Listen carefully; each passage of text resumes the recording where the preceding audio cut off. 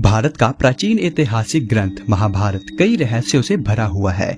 इसके प्रत्येक पात्र अपने आप में ही एक रहस्य है। महाभारत को पंचम वेद भी कहा जाता है। यह ग्रंथ हमारे देश के मन और प्राण दोनों में ही बसा हुआ है। यह भारत की राष्ट्रीय गाथा है। इस ग्रंथ में तत्कालीन भारत का समग्र इतिहास वर्णित है। अपने आदर्श स्त्री पुरुष के चरित्रों से हमारे देश के जनजीवन को यह प्रभावित करता रहा है। महाभारत में सैकड़ों पात्रों, स्थानों, घटनाओं तथा विचित्रताओं और विडंबनाओं का वर्णन है। महाभारत में जितने भी प्रमुख पात्र थे वह सभी देवता, गंधर्व, यक्ष, रुद्र, वसु, अप्सरा, राक्षस तथा ऋषियों के अंशावतार थे। उनमें से शायद ही कोई सामान्य मनुष्य रहा हो। महाभारत के आदि पर्व में इसका विस्तृत वर्णन किया गया है। आओ जानते हैं महाभारत में कौन किसका अवतार था। लेकिन उससे पहले हमारी वीडियो देखने वाले 99% लोग हमारे चैनल को सब्सक्राइब ही नहीं करते। अगर आप भी उन 99% लोगों में आते हैं तो चैनल सब्सक्राइब जरूर करें। भगवान श्री कृष्ण 64 कलाओं और अष्ट सिद्धियों से पूर्ण श्री कृष्ण को भगवान विष्णु का अवतार माना जाता है। माना जाता है कि वह अपने पिछले जन्म में मनु थे, जिन्होंने सहस्त्र कवच नामक राक्षस का वध अपने अंशावतार के साथ किया था, जो कि मैंने इस वीडियो में विस्तार से बताया है, जिसे आप डिस्क्रिप्शन में दिए हुए लिंक से जाकर देख सकते हैं। बलराम महाबली बलराम शेषनाग के अंश थे। जब कंस ने देवकी वासुदेव के 6 पुत्रों को मार डाला था, तब देवकी के गर्भ से भगवान बलराम पधारे थे। योग माया ने उन्हें अपनी तरफ आकर्षित करके नंद बाबा के यहाँ निवास कर रही श्री रोहिणी जी के गर्भ में पहुंचा दिया था, इसलिए उनका नाम संकर्षण भी पड़ गया।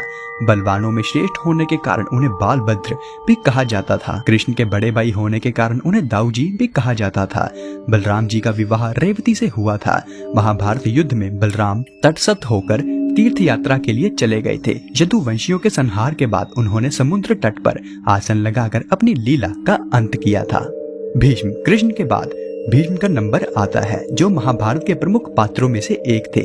द्यून नामक वसु ने ही भीष्म के रूप में जन्म लिया था। विशिष्ट ऋषि के श्राप और इंद्र की आज्ञा से 8 वसुओं को शांतनु गंगा से उत्पन्न होना पड़ा था। 7 को तो गंगा ने नदी में बहा दिया था, जबकि 8वें वसु द्यून जिंदा रह गए थे। वही भीष्म पितामह थे, जिनका प्रारंभिक नाम देवव्रत था। द्रोणाचार्य भीष्म के बाद द्रोणाचार्य को सबसे अहम माना जाता है। देवगुरु बृहस्पति जी ने ही द्रोणाचार्य के रूप में जन्म लिया था। अश्वत्थामा उपरोक्त के बाद अश्वत्थामा सबसे अहम है। गुरु द्रोणाचार्य के पुत्र थे अश्वत्थामा। पिता पुत्र की जोड़ी ने मिलकर महाभारत में कोहराम मचा दिया था।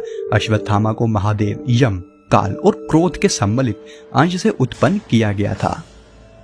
कर्ण देवताओं में सबसे प्रमुख सूर्य देव के पुत्र थे। कर्ण सूर्य के अंशावतार थे। कर्ण के बारे में तो सभी जानते हैं कि वह सूर्य और कुंती के पुत्र थे। उनके पालक माता पिता का नाम आदिरथ और राधा था। उनके गुरु परशुराम और मित्र दुर्योधन थे। हस्तिनापुर में ही कर्ण का लालन पोषण हुआ। उन्होंने अंग देश के राज सिंहासन का भार संभाला था। जरासंध को हराने के कारण उनको चंपा नगरी का राजा बना दिया गया था। दुर्योधन कलयुग का तथा उसके 100 भाई पुलसत्य वंश के राक्षसों के अंश थे। दुर्योधन हस्तिनापुर के महाराज धृतराष्ट्र और गांधारी के 100 पुत्रों में सबसे बड़ा था। वेद व्यास के वरदान के कारण गांधारी को 100 पुत्र हुए थे।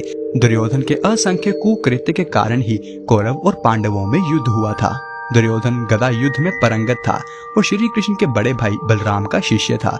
दुर्योधन ने कर्ण को अपना मित्र बनाया था। गांधारी द्वारा देखे जाने से उसका शरीर वज्र के समान हो गया था, लेकिन श्री कृष्ण के छल के कारण उनके गुप्तंग का स्थान कठोर नहीं हो पाया था, जिसके चलते महाभारत युद्ध में भीम ने दुर्योधन को उनकी जांघा से पकड़कर 2 फाड़ कर दिए थे और इस तरह दुर्योधन मारा गया था।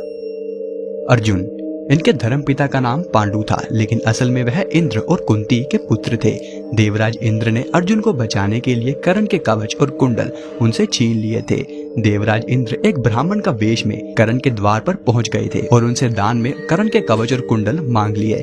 कर्ण यह जानते थे कि वह ब्राह्मण के भेष में इंद्रदेव है, फिर भी कर्ण ने अपने दान देने के व्यक्तित्व के कारण उन्हें कवच और कुंडल दान में दे दिए।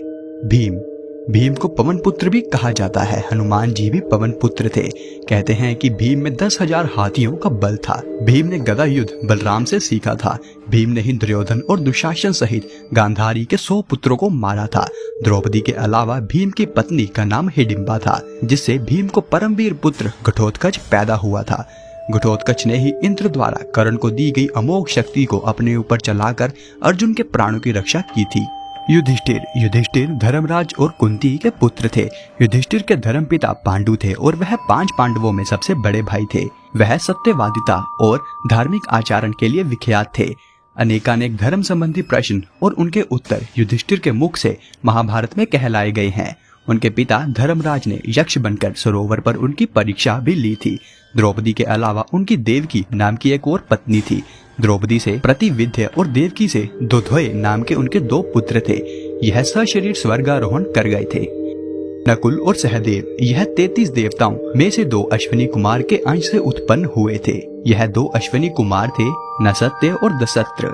सहदेव त्रिकालदर्शी थे। उसने महाभारत युद्ध होने से पहले ही इसके परिणाम की घटनाओं को पहले से ही जान लिया था, लेकिन श्री कृष्ण ने उसे इस घटना को किसी को भी बताने से इनकार कर दिया था।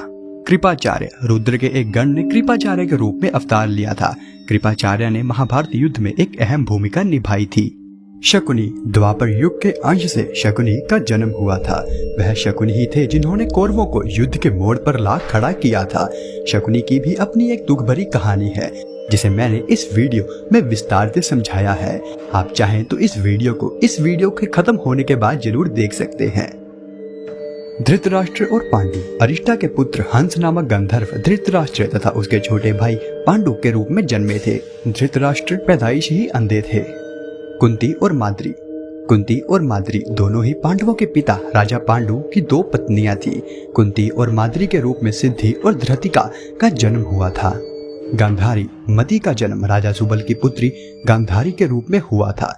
गांधारी ही शकुनी की बहन थी, जिसका विवाह अंधे धृतराष्ट्र से हुआ था। रुक्मणी और द्रौपदी राजा भीक्षक की पुत्री रुक्मणी के रूप में लक्ष्मी जी व द्रौपदी के रूप में इंद्राणी उत्पन्न हुई थी।